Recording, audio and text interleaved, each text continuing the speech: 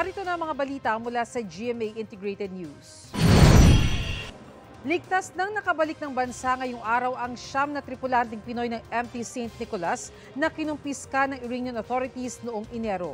Ayon sa OWA, handa silang magbigay ng tulong pinansyal at psycho-counseling sa mga seafarer.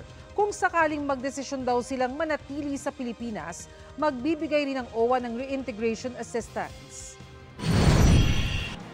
Narito naman ang iba pang balitang binabantayan ng GMA Integrated News.